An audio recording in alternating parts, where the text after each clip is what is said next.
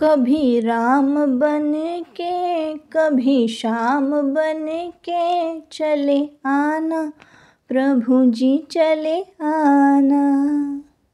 कभी राम बन के कभी श्याम बन के चले आना प्रभु जी चले आना। सात सीता मैया जी को लाना, धनुष हाथ लेके सीता मैया साथ लेके चले आना प्रभु जी चले आना।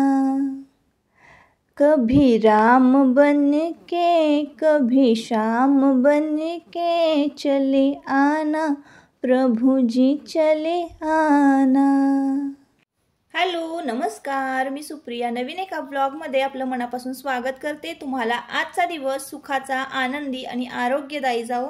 तुम्ही जी काही स्वप्न पाहिली असतील ती सगळी स्वप्न तुमची पूर्ण होत। त्याचबरोबर शुभ सकाळ सर्वांना। सकाळची वेळ आहे आणि आत्ता वाजले असतील बघा 7:30-8च्या आसपासचं हे टायमिंग असावं। सकाळी सकाळी माझं उमरालेपण मी करते। तर आज ना वरच्या टोकापासून खालपर्यंत स्वच्छ जिना जो आहे तो आपला लोटून झालेला आहे। घरातलं जे क्लिनिंगचं काम असतं ना ते सुद्धा झालेलं आहे। आता उमरालेपण करते मी, तर चौकट वगैरे सगळी स्वच्छ पुसून घेतलेली आहे। आज आहे रामनवमी। तर सकाळी सकाळी बघा सुरुवातीला मी व्हिडिओच्या सुरुवातीला भजन म्हणालेले आहे। तर कसं आहे ना, माझा आवाज काही एवढा चांगला नाहीये आणि देवाची भक्ती करण्यासाठी परत मग विचार केला मी की म्हणावे की नाही भजन। तर भजनाला ना ताल सूर याची काहीच गरज नसते। मनामध्ये फक्त भाव असला ना आणि मनापासून देवाला आवाज दिला ना की मग देवाला अगदी बेसूर जरी आवाज असला ना तरी देव आपल्यासाठी हजर असतो। मग असं वाटलं की थोडंसं गुणगुणावं म्हणावं। तर हे भजन ना माझी आजी म्हणायची। आजी बरोबर लहानपणी मी भजनाला जायचे। तर बरेचसे भजन जे आहेत ना ते माझे पाठ आहेत, पण काही काही फक्त पहिला जो अंतरा आहे तो तेवढाच पाठ आहे। बाकीचं जे काय आहे ते थोडं विसरून गेलेले आहे। तर असो, आज आहे रामनवमी आणि रामनवमी आहे तर मग म्हटलं चला पंचामृतानं देवाला छान स्नान घालूया। दही तर घरामध्ये नव्हतं तर म्हटलं चला दुधानेच अभिषेक करूया। तर दुधाने अभिषेक केला। छान असा नवीन ड्रेस बाळकृष्णांना घातलेला आहे। तर मी हा शिवलेला ड्रेस आहे घरी, तर मला वेळच मिळाला नाही नवीन छान ड्रेस शिवायला, पण हा आत्ताच शिवलेला आहे नुकताच। तर म्हटलं चला हा घालूया आणि देवाचा छान मेकओव्हर करूया। आज आहे रामनवमी। तर राम म्हणजे श्रीरामांची तर मूर्ती नाही आहे आपल्याकडे, पण श्रीरामांचं रूप म्हणजे बाळकृष्ण। तर बाळकृष्णांची मूर्ती तर प्रत्येकाच्या देवघरामध्ये असते। विठ्ठलाची मूर्ती जी आहे ती प्रत्येकाच्या देवघरामध्ये असते। तर आजच्या दिवशी म्हणजे रामनवमीच्या दिवशी ना दह्या दुधानं किंवा पंचामृतानं ना मूर्तीला अभिषेक घालायचा, छान अत्तर वगैरे लावायचं। तर मी अत्तर लावलेलं आहे। मूर्ती पुसून घेतल्यानंतर छान नवीन ड्रेस घातलेला आहे आणि मोत्याची माळ घालून टिक्का लावलेला आहे आणि टोपी घातलेली आहे छोटीशी। तर असं माझा छोटासा असा मेकओव्हर असतो देवाचा, असं म्हणालात तरीही चालेल। तर सुरुवातीला थोडंसं गुणगुणले। तर असो, आत्ता या आधी ना ताईनो संपूर्ण घरातलं क्लिनिंग जे काही असतं ना, थोडंफार आपण सणवार म्हटलं की थोडीशी स्वच्छता करतो, जाळ्या जळमट वगैरे काढून घेतो। तर जवळजवळ ना 2-2.5 तास मी स्वच्छताच करत होते घरातली सकाळी उठल्यापासून। सकाळी आज लवकर उठले। सणवार ज्या दिवशी असतील किंवा असं काही असेल ना तर मला अजिबात झोप नाही लागत। 4:30-5 वाजता जाग येते। तर लवकर उठले होते आणि स्वच्छता करायला घेतली। म्हणजे देवाच्या दरवाजाची जी चौकट आहे ती स्वच्छ पुसून घ्यायची असते आजच्या दिवशी। अंगणातलं बाहेरचं सगळं जे पारुसा जो केर आहे तो काढून घ्यायचा असतो आणि आमचा जो जिना आहे तो खूप मोठा आहे ना, तर आज मी संपूर्ण जिना ना रोज प्रत्येक वेळेस काय होतं ना धुता येत नाही जिना, तर मग आज लोटून घेतलेला होता आणि लोटायला खूप वेळ लागतो। तर म्हणजे जवळजवळ ना क्लिनिंगमध्ये माझे 2-2.5 तास गेले। तर असो, त्यामुळं मग माझी देवपूजा जी आहे तर देवपूजेला मला 8 वाजलेले होते आजच्या दिवशी। तर देवपूजा झालेली आहे। तर उमरालेपण जे आहे ना ते केलेलं आहे। हळदीचं उमरालेपण मी नेहमी करते। म्हणजे मग बघा शुक्रवारी, गुरुवारी, अमावस्या पौर्णिमेला सणवार असताना करते, पण विशेष आज म्हणजे रामनवमी आहे म्हणून मी उमरालेपण केलं होतं आणि देवपूजा करेपर्यंत ना उमरालेपण छान वाळलं होतं। तर रांगोळी काढून घेतलेली आहे त्यावर आणि मग त्यानंतर असं स्वस्तिक, गाईची पावलं आणि ही जी मी लावलेली आहेत लक्ष्मीची पावलं ती चांदीची आहेत. तर त्या पावलांवर ना हळदी कुंकू वाहून घेतलेलं आहे.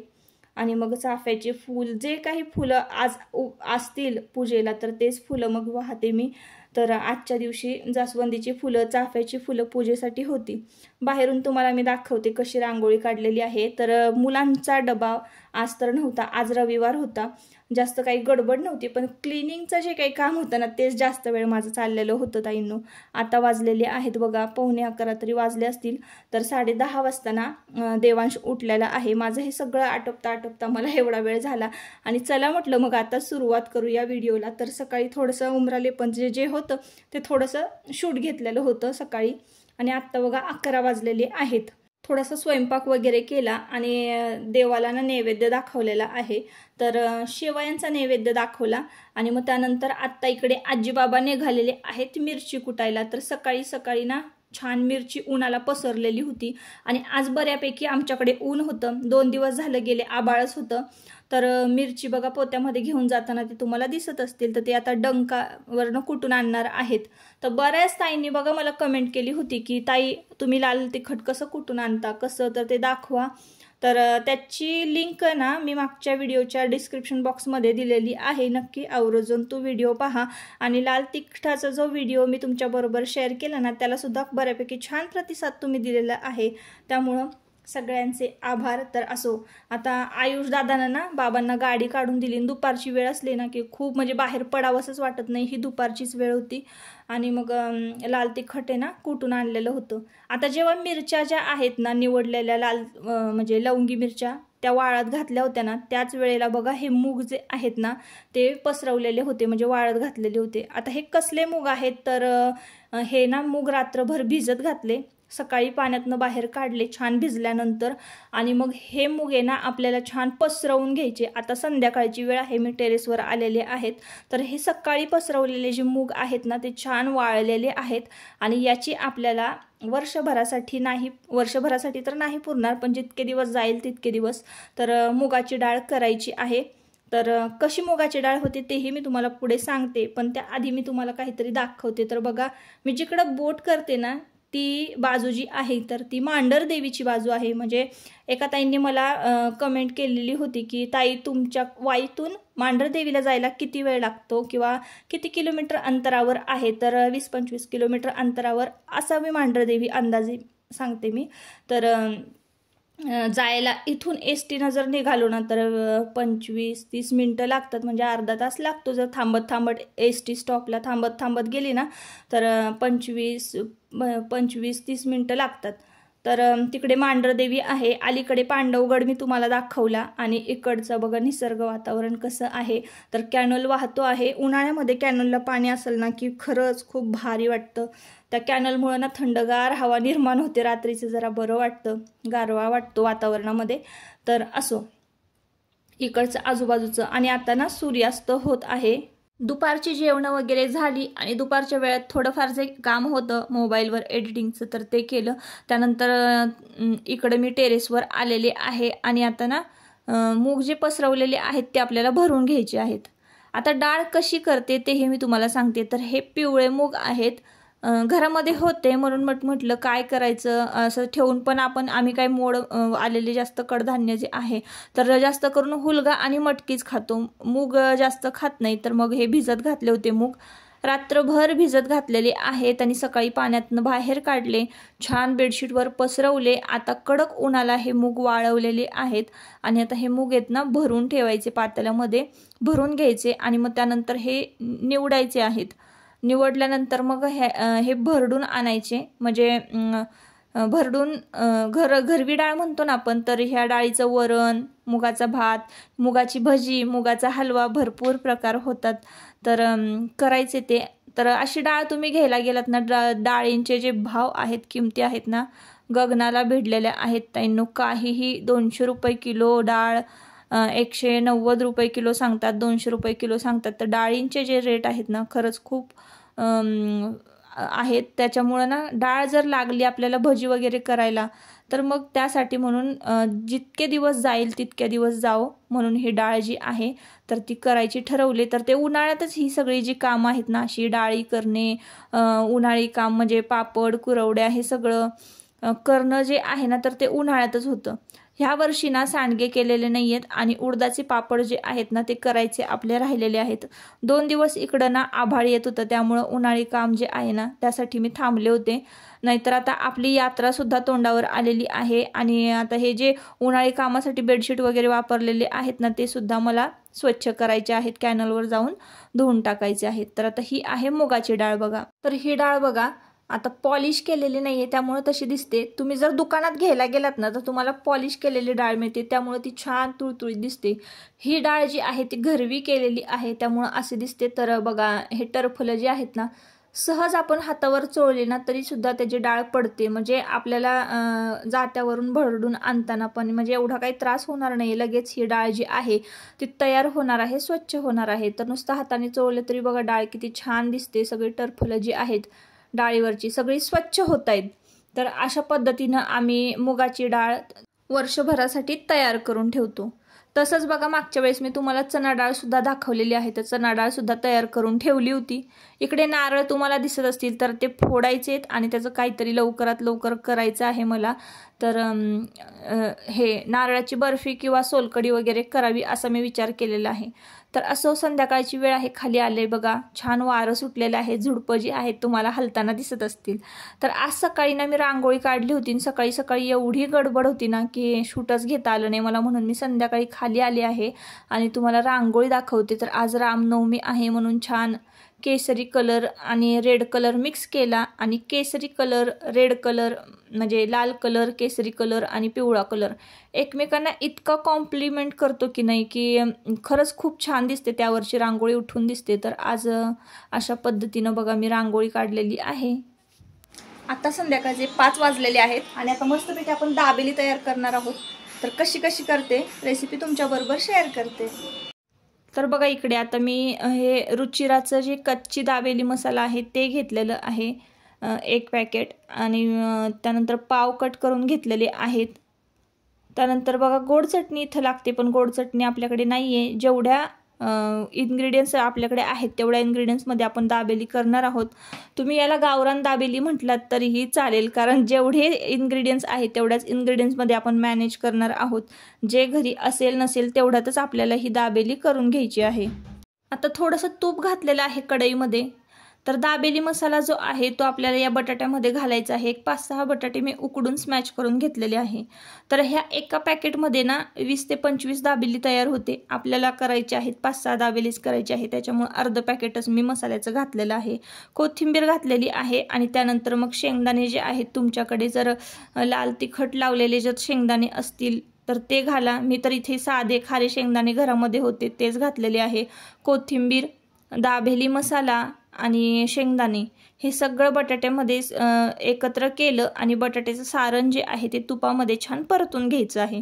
त्यामुळेच मी या दाबेलीला गावरान दाबेली असं नाव दिलेलं आहे ताईंनो। अगदी गावरान पद्धतीनं आपण करणार आहोत, जे घरी आहे त्याच इन्ग्रेडियंट्समध्ये करणार आहोत ना काही वेगळा कुठला पदार्थ मी याच्यासाठी आवर्जून विकत आणलेला नाही आहे।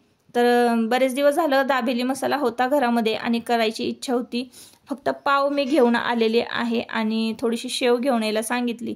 त्याच्यानंतर मला ना इथं गोड चटणी करायची होती पण वेळच नाही आहे तेवढा आणि त्यासाठी चिंच वगैरे भिजत घालावी लागते, तेही नव्हती भिजत घातलेली। मग म्हटलं चला काही हरकत नाही, जसं होईल तसं होईल, पण टेस्ट खूप म्हणजे खूप छान आलेली होती ताईंनो। जर तुमच्याकडे असा दाबेली मसाला जर मिळत असला ना नक्की घ्या, खूप टेस्टी आहे दाबेली मसाला। त्यामध्ये थोडंसं वरून मीठही घालायची गरज नाही पण मी थोडं घातलं होतं, तर टेस्ट आली होती छान। आता तवा ठेवलेला आहे सारण परतून झाल्यानंतर आणि दाबेली मसाला पावामध्ये भरला, त्याच्यावर थोडासा कांदा घातला, कोथिंबीर आणि शेव घातलेली आहे। आता ही दाबेली आपल्याला तव्यावर छान क्रंची होईपर्यंत भाजून घ्यायची आहे आणि लगेच आपली झटपट अशी दाबेली तयार झालेली आहे। तर तुम्हाला मी सारण दाखवते। सारण खूपच टेस्टी झालेलं होतं ताईंनो, मस्त लागत होतं आणि एक मी 5 ते 6 दाबेली बनवली। त्याच्यानंतर आजी बाबा आज मार्केटमध्ये गेलेले आहे, आज आहे सोमवार, तर सोमवारची ही व्हिडिओ क्लिप आहे।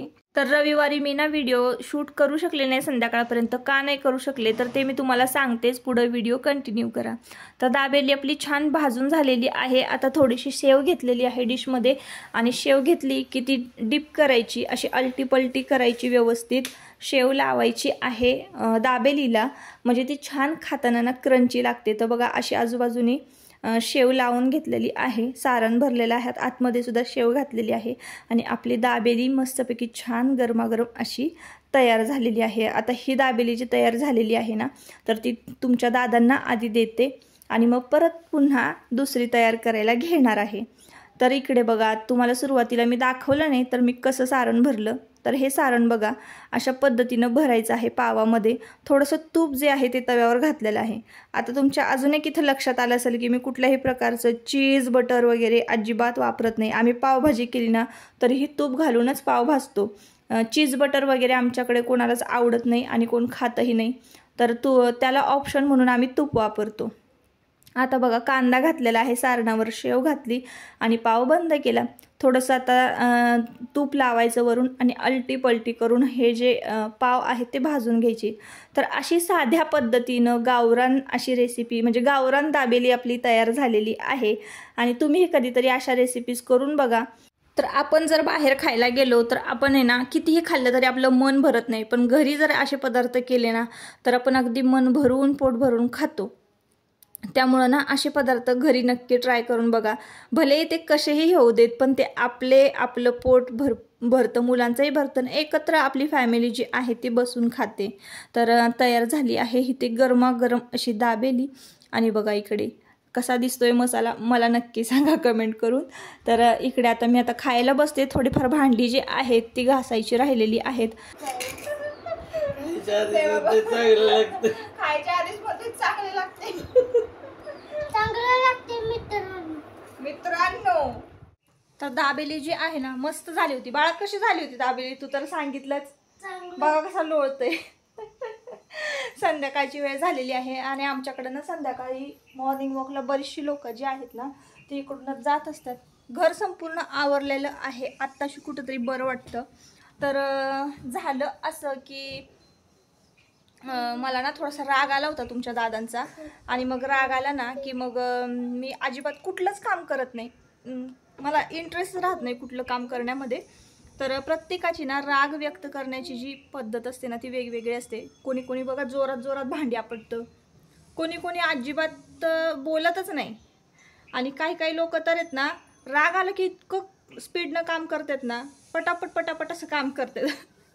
तर काही लोक आहे ना अजिबातच काम करत नाही, त्यातली मी. तर मला म्हणजे असं कुठलं काम करावंच वाटत नाही, असं आपलं गप्प बसावं, बोलू पण नाही असं होतं. तर आहे एक गोष्ट. तर कसं असतं प्रत्येक घरामध्ये बघा भांड्याला भांडं लागत असतं.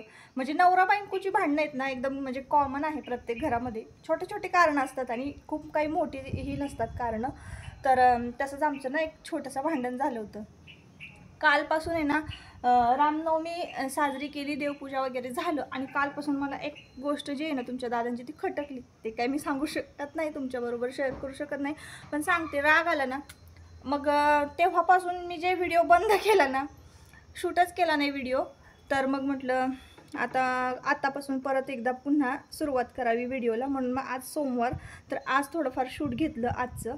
तर असा हा 2 दिवसाचा व्हिडिओ जो आहे तो तुम्हाला मिळून येत आहे. तर असो, आता आजच्या व्हिडिओचं जे काही होतं रुटीन ते मी इथपर्यंतच तुमच्याबरोबर शेअर करते. आजचा व्हिडिओ तुम्हाला कसा वाटला मला नक्की कमेंट करून सांगा. जर आवडला असेल तर नक्की आपल्या चॅनलला सबस्क्राईब करा आणि व्हिडिओला लाईक करा. आता थोडंसं माझं आवरायचं आहे, मी पण थोडं फ्रेश होणार आहे. आणि आजी बाबा आहेत ना मार्केटला गेलेले आहेत, आता भाजी आणतील आणि मग भाज्या निवडायच्या. असं असतं सोमवारचं रुटीन. तर असो, तुम्हाला जर आजचा व्हिडिओ आवडला असेल ना नक्की आपल्या चॅनलला सबस्क्राईब करा आणि व्हिडिओला लाईक करा. आणि तुमची राग व्यक्त करण्याची पद्धत कुठली आहे नक्की कमेंट करून सांगा. तर चला, बाय बाय.